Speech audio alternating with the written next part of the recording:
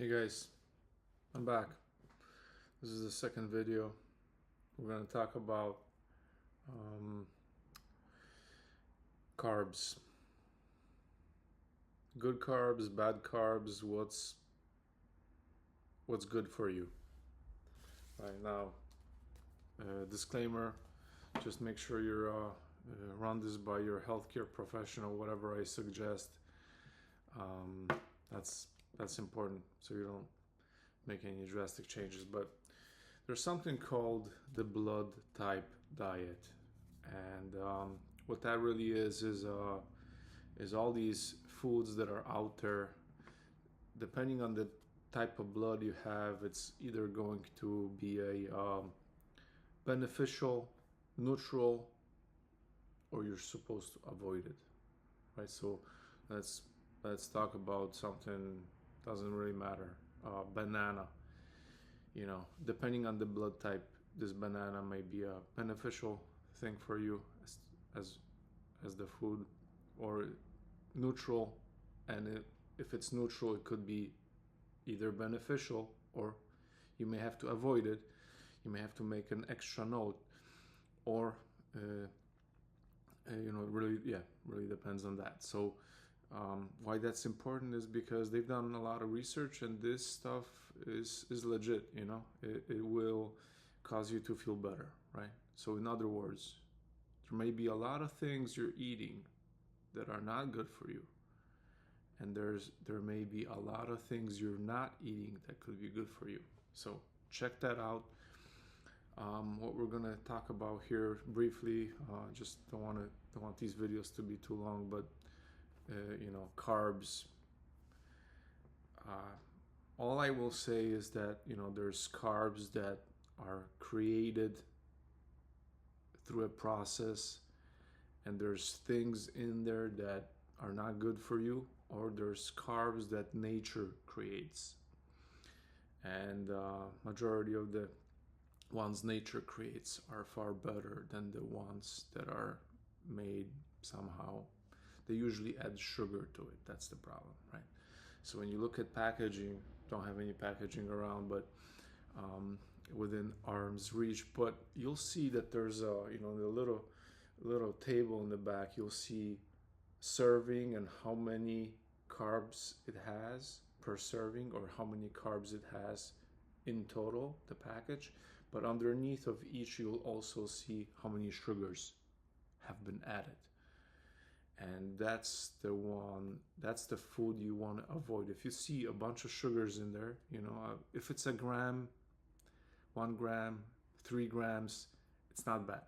But if you see something like 11 grams or something like that, then that tells you that the producer of the food put extra sugars in the food to make it taste better, and they really don't care about your health, because they it's supposed to taste good, and that's all that matters, right? So you can make your decision on how you feel about that. But because that amount of carbs that you can eat in a day is already so low, when you do your own research, which this does not get talked about enough, but we eat way too many carbs. Unless you're really active, that's different.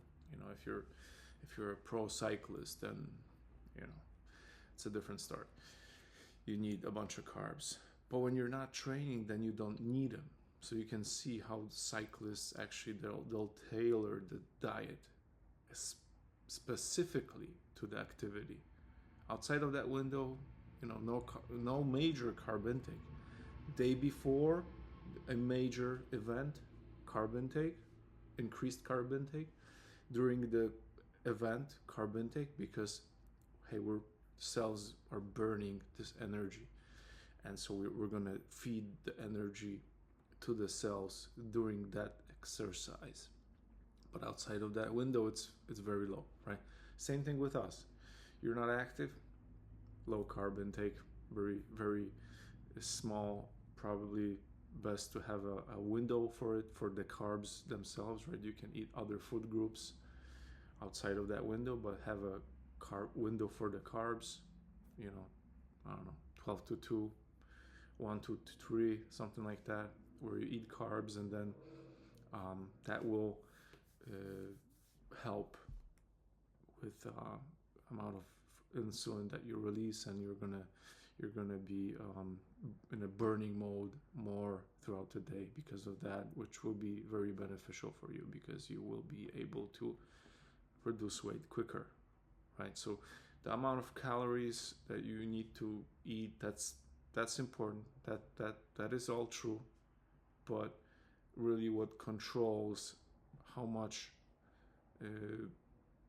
the most potent thing that controls how quickly you put on weight are carbs, right? If you cross over and you overeat those, right? So in general, you want less carbs. You gotta also get a feel for it too. Everyone's different. If I was 6'7" and 315 pounds, I'd probably eat more carbs than I do, right? So it really depends on the body, but you can figure that out, how you feel, how much energy you have after the food you ate. But it's important to keep those carbs coming from the best sources, right? So nature made beans, legumes, buckwheat, black beans are really good. Sweet potato is really good. And 50 grams of carbs is a sweet potato this big. If you eat a roasted sweet potato that big in a day, you may not have any more space for carbs, because if you eat more, you already cross over to pushing the carb intake, and you may start putting on weight. So yeah, not a lot. To stay lean, people don't eat a lot of carbs, and tracking that is important too. To track those carbs, how much you eat, and I think the problem with carbs that we as society run into is that we don't keep track of anything, right? You'll change diets, you'll eat differently, different quantities, your activity is going to be all over the place, completely different, and then you're not going to know what was working, what wasn't, right? So here what you're supposed to do is be slow, gentle, stable, consistent, track how much you're eating, what you're eating, and the time frame, and see if your weight is stable, if you're gaining, you're losing, and you can pretty quickly figure out what is keeping your weight stable, right? And if you figure that out, what that will tell you is that you're putting the energy you're putting into the body is exactly what you're using, and that's why your weight is stable, right? So if you start eating more, your weight's going to go up. If you start eating less from that, you're going to start losing weight. So that's really what you want to find out. Where is that? Where does your weight stay stable and you maintain it?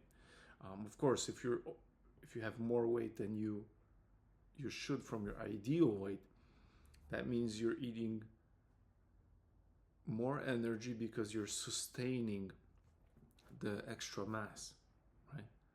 So your daily the amount of foods, carbs, especially with carbs that you eat in a day will differ. If your ideal weight is 170 and you are 195, right? If you eat and you're maintaining the weight of 195, that means you're supporting all the cells that you have and the extra ones, right?